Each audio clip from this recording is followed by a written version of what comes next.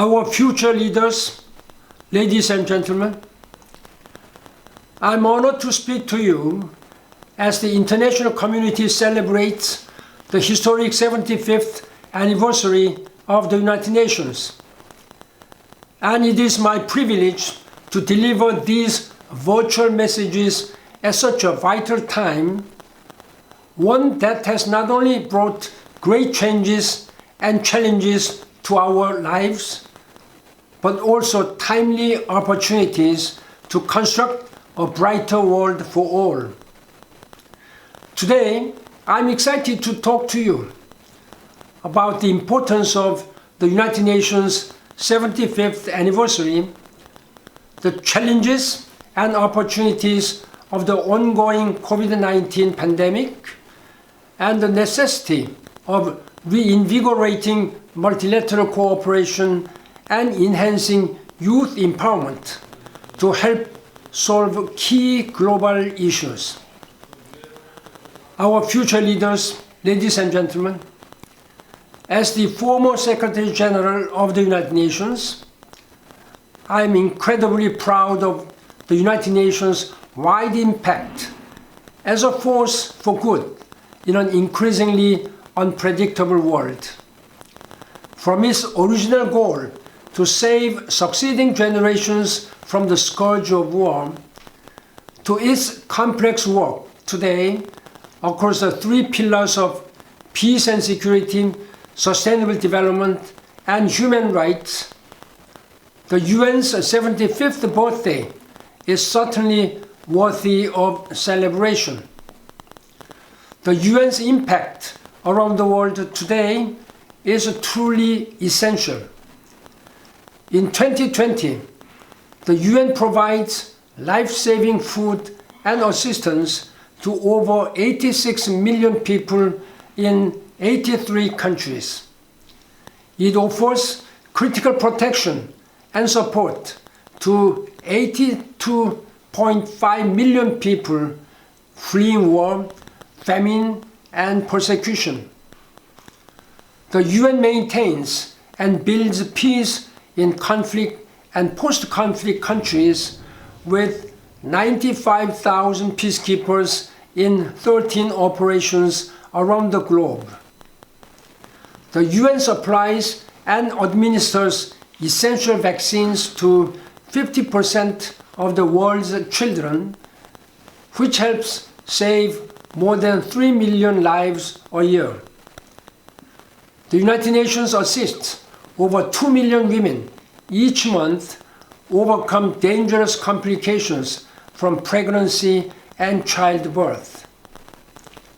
The UN actively combats the global water crisis that continues to affect over 2.2 billion people worldwide.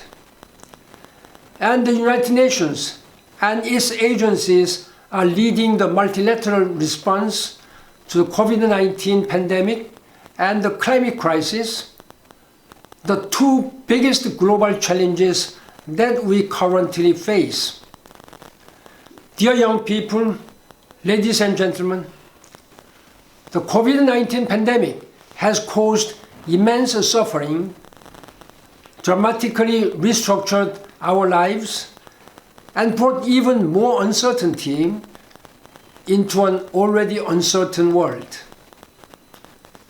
In just under a year, the virus has traveled to reach every corner of the world. Today, there are nearly 40 million confirmed cases and over 1 million global deaths. Countries have been locked down, borders have been closed, and entire industries have come to a screeching halt. Korea has done better than most countries in responding to this pandemic. But we have not escaped the feelings of isolation, anxiety, and fear that people around the world are all experiencing during these peculiar days. Indeed, the pandemic has made it clear that we are all inherently interconnected, perhaps more than ever before. We are sharing the same feelings, longing for similar things, and adjusting to a new way of living. We are learning that despite borders, ages, races, and genders, we are all the same. We are all going through the same unique historical moment. We are all global citizens. In order to respond to the unprecedented threats of this magnitude, we must understand that pandemics are inherently global issues and require a strong multilateral response underpinned with solidarity and cooperation. But despite these challenges, opportunities have arisen too. We are reevaluating what's important to us. We are grasping the necessity of protecting each other, animals, and plants. We are slowing down.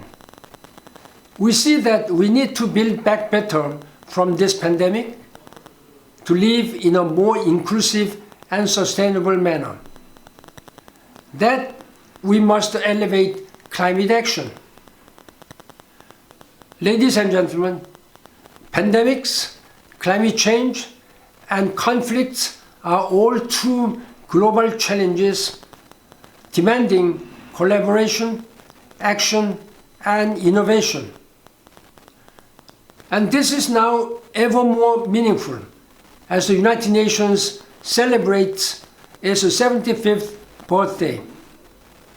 The UN, as a cornerstone of international cooperation, can help lead the way through reinvigorated multilateralism. But the United Nations and governments cannot meet these challenges alone.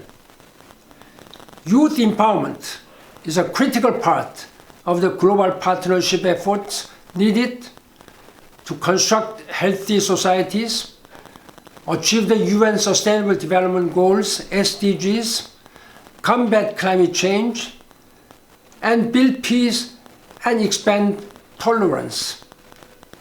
As such, I respectfully ask you to think beyond yourselves by prioritizing global action and being global citizens. This is very important as globalization and technological advances bring us ever closer. At the same time that nationalism and extremism are dividing us further apart. Global citizenship can serve as a unique tool to help solve some of our most pressing challenges and assist us in achieving the UN's climate and sustainable development goals. Global citizens identify not as a member of a nation, but instead as a member of humanity more largely. They are understanding and tolerant of other people, cultures, and religions. They fight for gender equality, the protection of our planet, and human rights. They are committed to helping others, including refugees and immigrants. They build bridges rather than construct walls. And in this era of pandemics, division, and uncertainty, it is important to foster deeper cultural understanding, empathy, and mutual respect for each other and our planet. The role of globally engaged young people like you is incredibly important in determining our future successes. You hold the keys to unlocking a better world for all, as well as helping the UN achieve its global goals in the next 75 years and beyond. Through your elevated efforts, I am confident that dynamic young people like yourselves will be central in securing a healthy, sustainable, and peaceful future for all global citizens and our planet. I thank you for your attention and efforts to this end.